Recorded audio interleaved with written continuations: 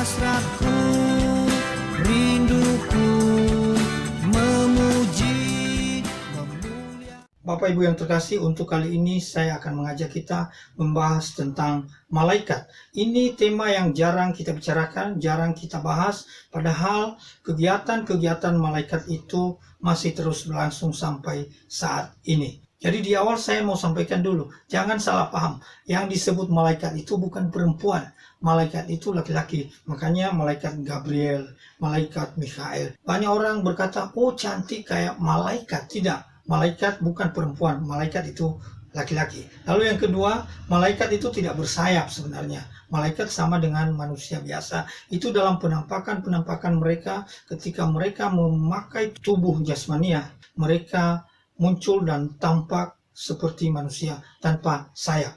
Oke, langsung aja. Di dalam Alkitab berbahasa Ibrani, malaikat diterjemahkan dari kata malak, dan di dalam bahasa Yunani disebut angelos, yang artinya adalah utusan. Jadi baik malak dalam bahasa Ibrani PL maupun angelos dalam bahasa Yunani Perjanjian Baru itu diterjemahkan utusan. Artinya Allah mengutus mereka kepada manusia-manusia untuk melaksanakan tugas tertentu, untuk melayani Allah dengan cara melayani manusia. Jadi sesungguhnya para malaikat itu adalah ciptaan Tuhan yang diciptakan dengan tujuan untuk melayani Tuhan dan melayani manusia oleh perintah Tuhan. Kita tidak tahu malaikat kapan diciptakan, pada hari keberapa diciptakan. Saya pernah bahas di video saya yang lain. Tetapi kita tahu di dalam Ayub disebutkan bahwa mereka sudah ada sebelum bumi diciptakan. Sehingga ketika bumi diciptakan,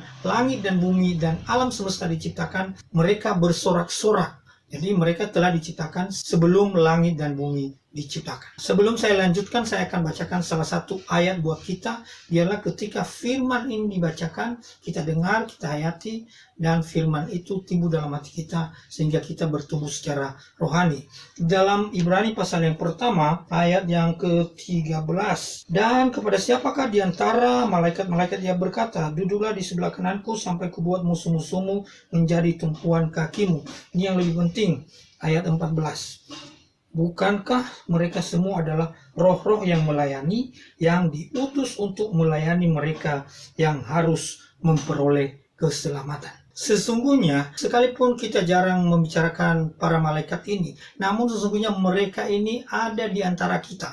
Ada bersama-sama dengan kita, menjaga kita, melayani kita oleh perintah dan instruksi Tuhan. Memang ada malaikat-malaikat yang jatuh, yang pada akhirnya mereka memberontak terhadap Allah dan disebut sebagai iblis dan setan-setan dan seluruh anggota-anggotanya. Tetapi sesungguhnya malaikat yang benar yang tidak jatuh, mereka ada juga di antara kita. Mereka menolong kita, mereka melayani kita, walaupun kita jarang membicarakan mereka.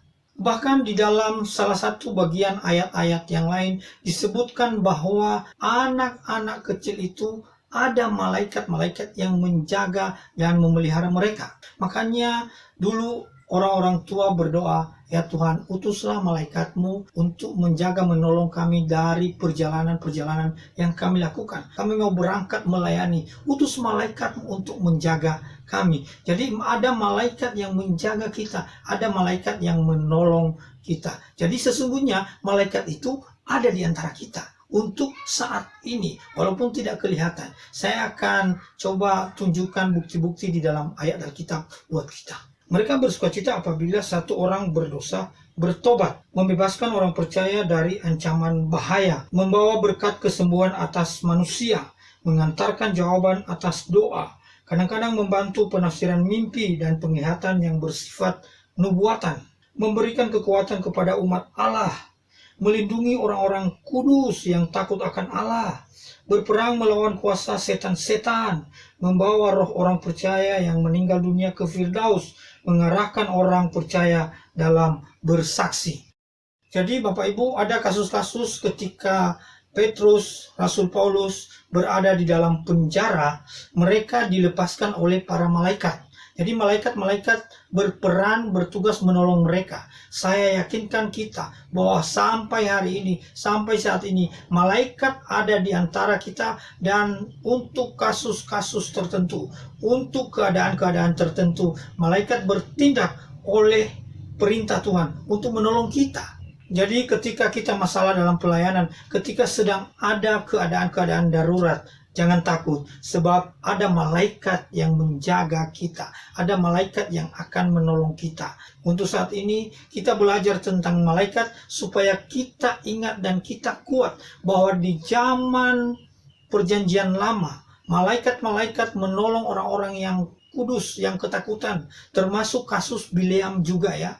Jadi Bileam mau mengutuk Israel, ternyata Tuhan tunjukkan kepada kuda dan penunggang kudanya bahwa ada malaikat yang menghalangi, melarang dia untuk mengutuk bangsa Israel.